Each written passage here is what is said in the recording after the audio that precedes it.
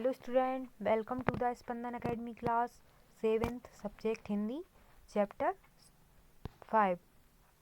तो बच्चों, पाठ का नाम है दांत है तो जहान है, जिसके रचयिता हैं श्रीनिवास वत्स। तो आइए पाठ पढ़ना शुरू करते हैं। शरीर के सभी अंगों का पृथक पृथक विश्लेषण करने के पश्चात मैं इस निष्कर्ष पर पहुंचा हूँ कि इस पंचभूत शरीर में कुछ अंग ऐसे हैं जो महीने में एकाध बार ही काम आते हैं। पंचभूत से हमारा अर्थ है कि पंच तत्वों से हमारा शरीर जो मिलकर बना है उसे पंचभूत कहते हैं, जैसे कि जल, वायु, आकाश, मिट्टी, अग्नि, इन सब से हमारा शरीर मिलकर बना है। मैंने पूरे माह शरीर के प्रत्येक अंग द्वारा निष्पत्र कार्य का आंकड़ा तैयार किया और पाया कि यदि शरीर में एकाध अंग का बोझ कम हो भी जाए तो कोई अंतर नहीं आएगा, क्योंकि परमात्मा ने इसमें कुछ चीज़ें तो मात्र सजावट के लिए रखी हैं। उदाहरणार्थ बाल। अब आप ही बताओ, क्या गंजे आदमी की कार्य क्षमता किसी बालों वाले के कहीं भी कम है? फिर बाल हो या ना हो, कोई विशेष अंतर तो नहीं पड़ता। इसके विपरीत कुछ अंग ऐसे हैं जिनकी आवश्यकता हर क्षण बनी रहती है। लोग कहते हैं आँखें हैं तो जहान है, परंतु मेरे सर्वेक्षण में आँखों को इतना महत्व नहीं दिया जा सकता। आँखें सिर्फ देखने के लिए काम आती हैं। मैंने तो तिहाई उम्र इनसे काम ले लिया और इनसे जो जो चीज़ें या हालात देखे उन्हें देखकर इस निर्णय पर पहुंचा हूँ कि अब और कुछ देखने को जी नहीं चाहता। छल फरेब से भरी दुनिया देख ली, शोषण देखा, अन्याय देख लिया। अब यदि एक तिहाई उम्र बिना कुछ देखे गुजर भी जाए तो क्या फर्क पड़ेगा? मैं शांति प्रिय आदमी हूँ, अतः कोई आँख दिखाता भी है तो चुपचाप उसकी आँख देख लेता हूँ। समय के साथ लोग आँख फेर लेते हैं।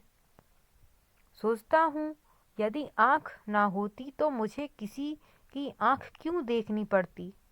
भले ही कोई आँख फिरा लेता तो मुझे क्या फर्क पड़ता? लेकिन अब जब तक ये शरीर से चिपकी है, जब तक अच्छा बुरा सब कुछ देखना पड़ेगा। मेरी तालिका में सर्वाधिक विशिष्ट अंग है दांत। मतलब कि इनके लिए सबसे ज़्यादा उपयोग क्या है? दांत। दांत जैसा कि नाम से ही इसके महत्व की सुगंध आती है। मेरी मान्यता है दांत है तो जहान है, मतलब दांत है तो सब कुछ है। जैसे सांप के दांत निकाल दो, फिर सांप का सर्पत्व ही नष्ट हो जाएगा। सर्पत्व मतलब उसका सर्प का जहर ही खत्म हो जाएगा, मतलब वो सर्प नहीं रहेगा। कुत्ते के दांत ना हो तो वह कितना भी ही भौंकता रहे, कौन डरेगा? इसी तरह यदि मनुष्य के मुंह में दांत नहीं तो उसका जीवन निरर्थक है। मतलब दांत नहीं है तो जीवन कोई मतलब का नहीं है। भले ही आप किसी को दांतों से काटो मत, पर इसका मनोवैज्ञानिक प्रभाव तो बना ही रहेगा कि उसके मुंह में दांत हैं। जब बंदर घुड़की देता है तो वह दांतों की लंबाई चौड़ाई दिखा देता है और घुड़की वाला प्राणी स्वतः दो चार गज पीछे हट जाता है, मतलब जब आवाज करता है। जिस आदमी के जितने लंबे दांत होते हैं मैं उसे उतना ही आदर देता हूँ। लंबे दांत होने का सबसे बड़ा लाभ यह है कि इससे लोग उसके हंसमुख या रुदनमुख होने का अंदाज नहीं लगा सकते। खुशी या गमी के अवसर पर उसको चेहरे के हाव भाव बदलने की आवश्यकता नहीं। जाकी रही भावना जैसी वाली बात यहाँ पूर्ण रूपेण चरितार्थ हो जाती है। खुशी के अवसर पर आपको लंबे दांतों वाला आदमी ना हंसते हुए भी हंसता नजर आएगा। इसी तरह शोक सभा में उसके दीर्घदत्त स्वतः रुदन का दरिया बहा देते हैं। कहते हैं हाथों के खाने के हाथ और तथा दिखाने के हाथ और हाथी के खाने के दांत और तथा दिखाने के और होते हैं। मतलब करते कुछ हैं और दिखाते कुछ हैं।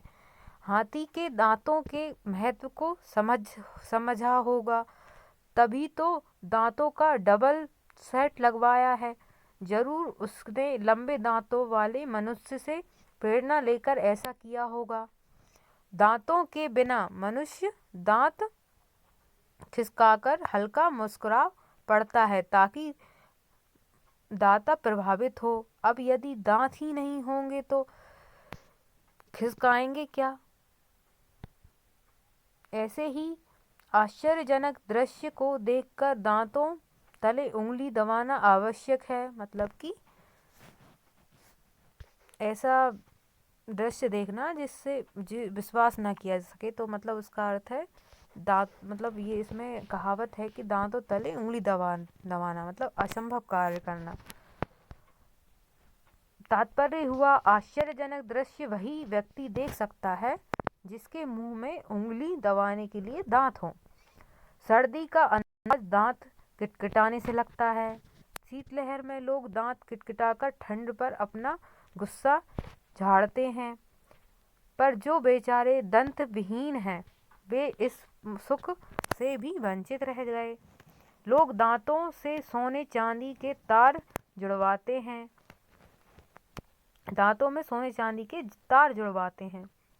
यह इस बात का द्योतक है कि वे लोग अपने दांतों को सोने चांदी से भी अधिक महत्वपूर्ण मानते हैं। फिर माने क्यों नहीं, आखिर दांत ही तो शरीर का सबसे वफादार अंग है। आकार के अनुसार दांतों के दो प्रकार होते हैं।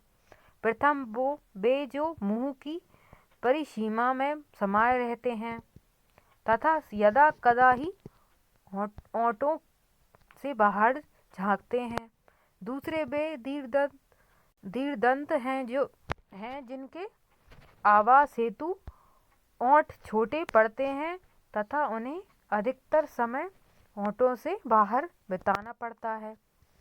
यद्यपि बोलने का सारा उत्तरदायित्व जीभ का है, परंतु यह दांतों से डरकर ही सही बोलती है। दांत टूटते ही मनुष्य के मुंह से अशुद्ध शब्द निकलने प्रारंभ हो जाते हैं। दांतों को महत्वपूर्ण समझकर ही लड़ाई झगड़े में प्रतिद्वंदी स्पर्धा पहले दांत तोड़ने की बात करता है। सर्वदा पहले दांत तोड़ने की बात करता है।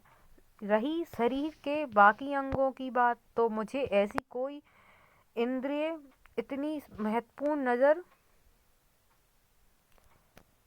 नजर नहीं आ रही जो दांतों का मुकाबला कर सके। किसी ने कहा था, कुछ मनुष्य खाने के लिए जीते हैं तो कुछ जीने के लिए खाते हैं। घूम फिर कर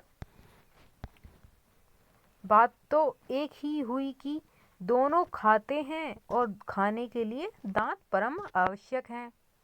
बहुमत के आधार पर ही दांत सर्वोपरि हैं। शरीर के अधिकतर अंग इकलौते हैं या फिर उनकी संख्या 2 तक हो सकती है, पर दांत संख्या में सर्वाधिक हैं।